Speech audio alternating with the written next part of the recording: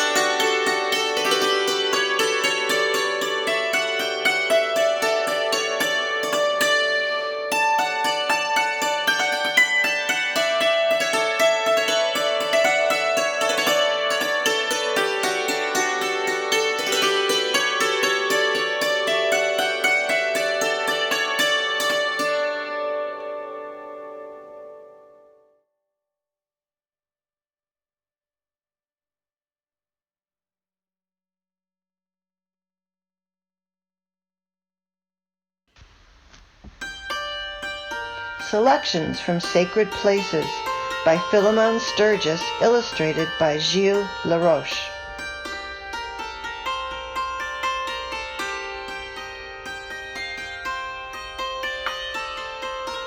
People all over the world have made special places where they gather to worship, celebrate, meditate, and hope. Here is the Cathedral of Chartres, France.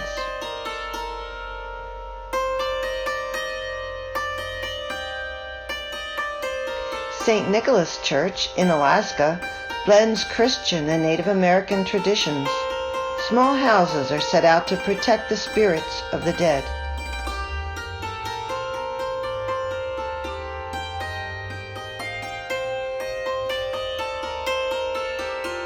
This grotto temple in Korea was built in the year 751. Ordinary people join Buddhist monks to meditate, pray, and celebrate on special occasions.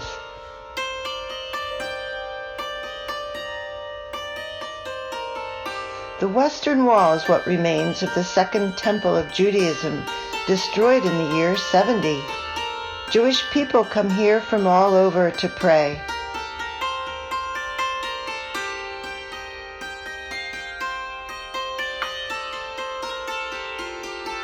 The gateway to the Sri Aman Hindu temple in India is decorated with countless images of gods, demons, and other creatures.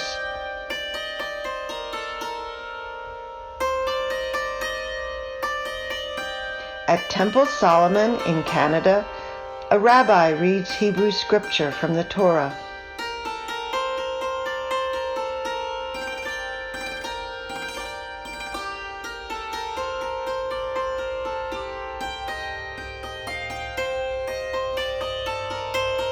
Inside this mosque, an imam preaches from the steps of the minbar.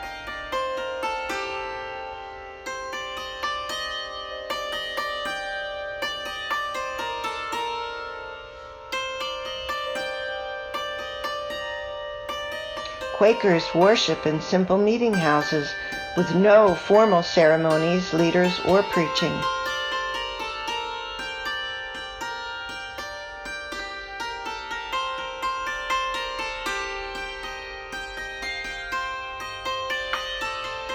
This is the United Church of Ackworth in New Hampshire.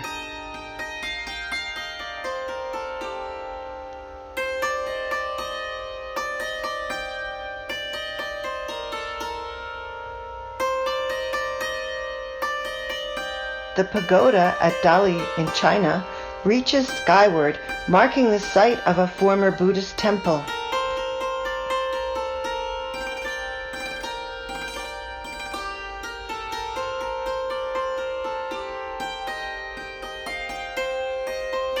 These steps leading to the Ganges River are over 3,000 years old. Here, people bathe where the god Shiva once bathed.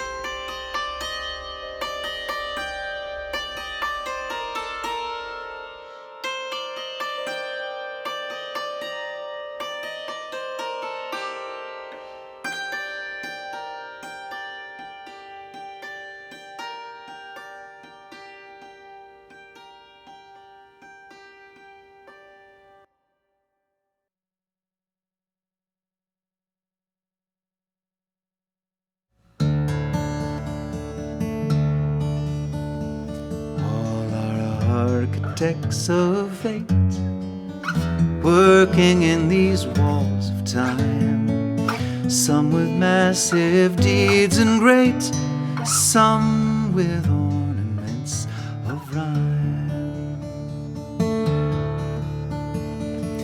For the structure that we raise, time is with materials filled.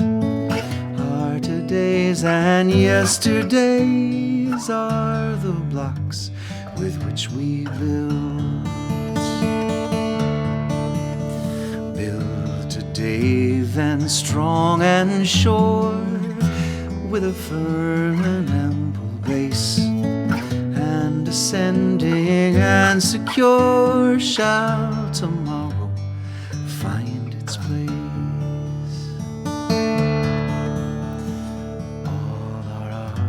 Architects of fate, working in these walls of time, some with massive deeds and great, some with ornaments of rhyme.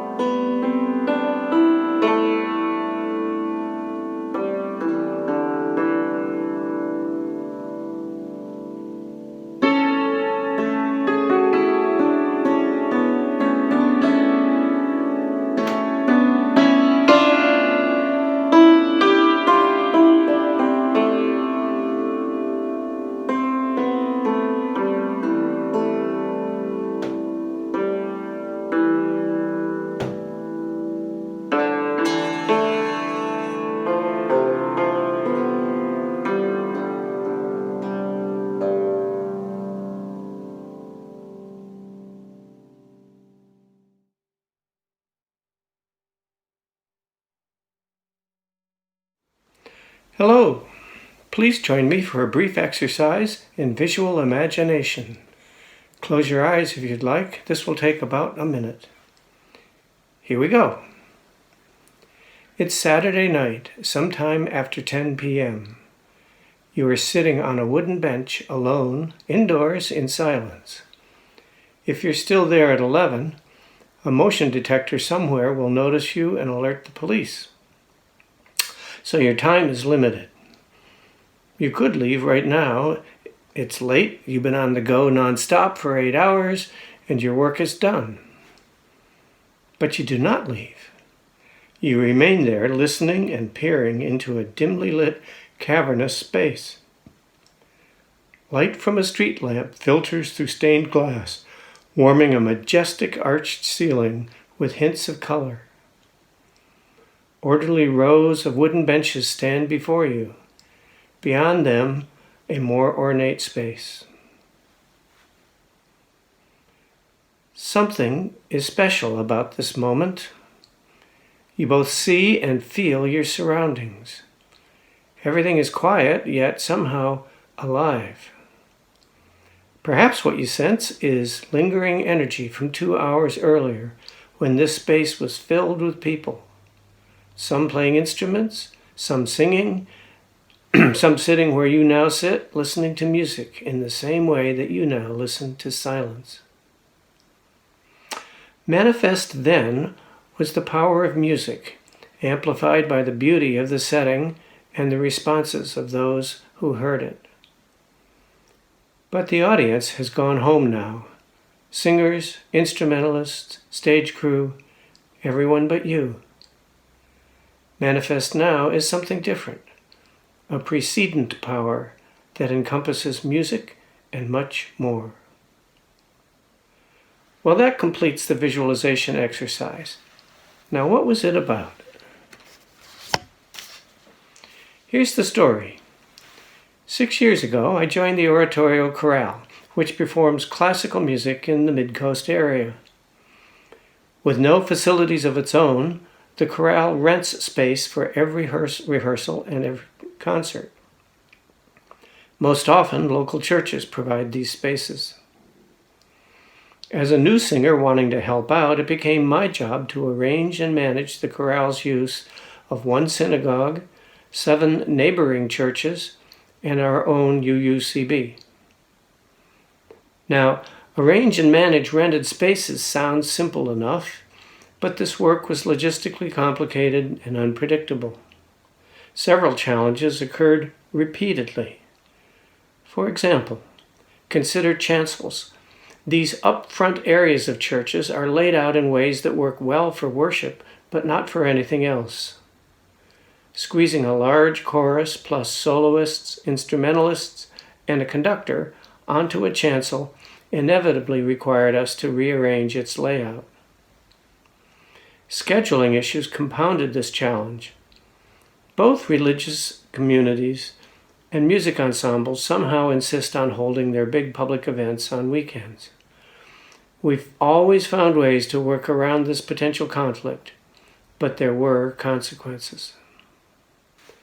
For example, every alteration we made to a sanctuary before an evening concert had to be meticulously undone immediately following the performance.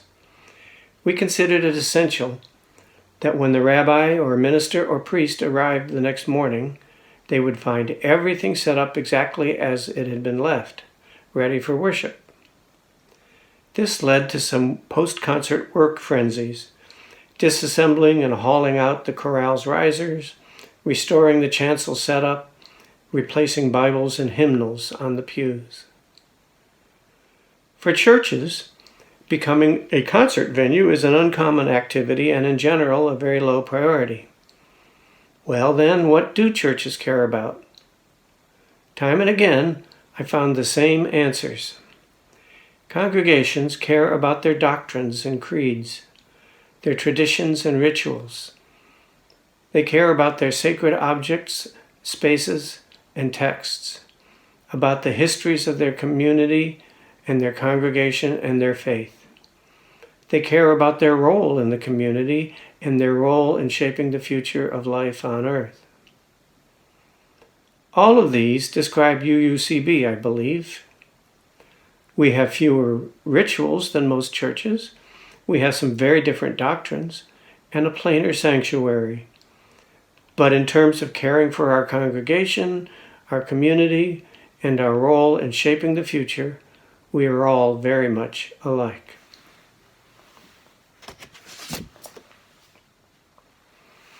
Another challenge in using churches as concert venues, sanctuaries contain special objects, items that are considered sacred in their faith.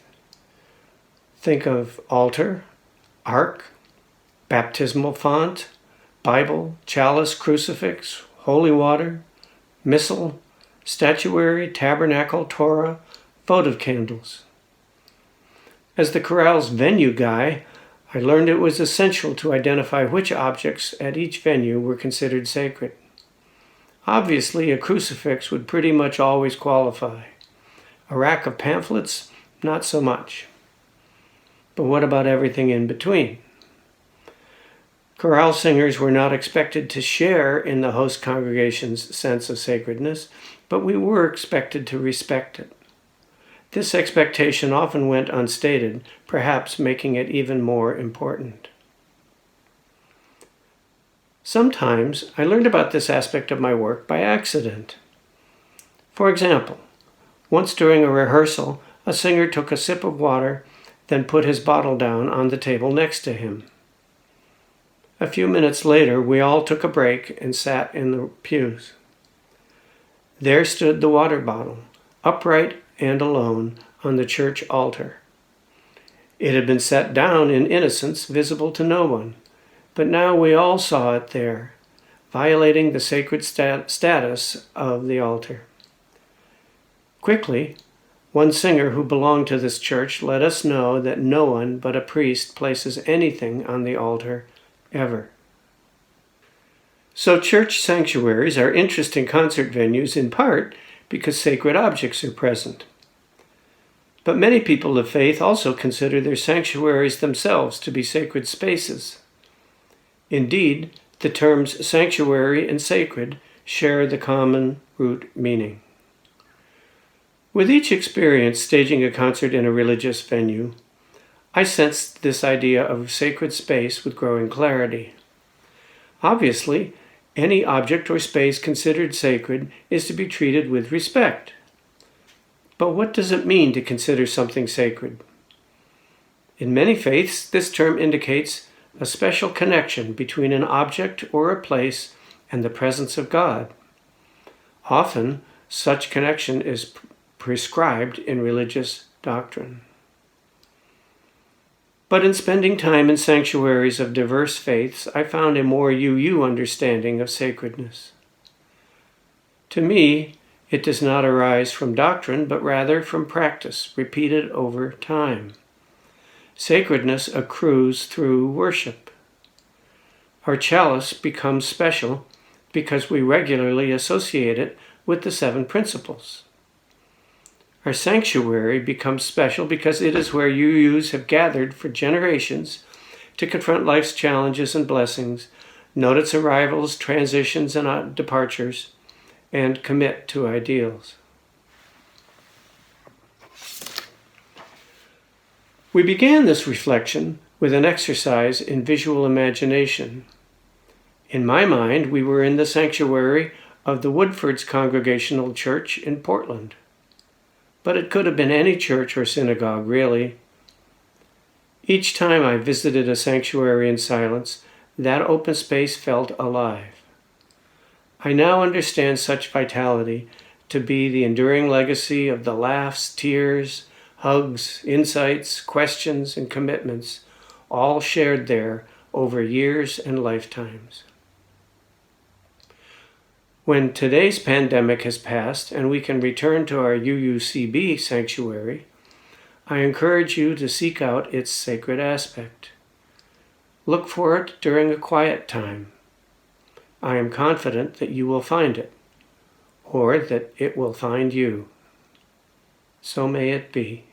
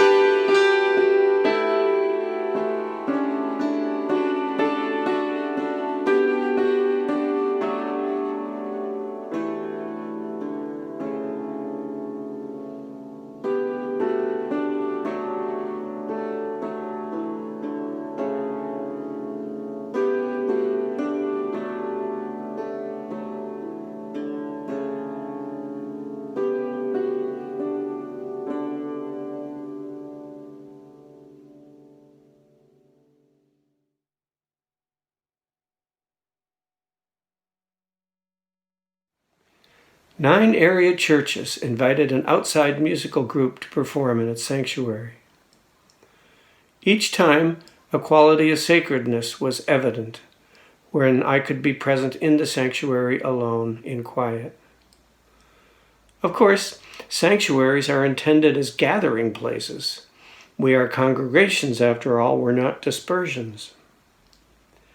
Like our neighbor religious communities, we all await the safe return of shared religious practice. But when that time comes, I encourage you to experience our sanctuary also in quiet.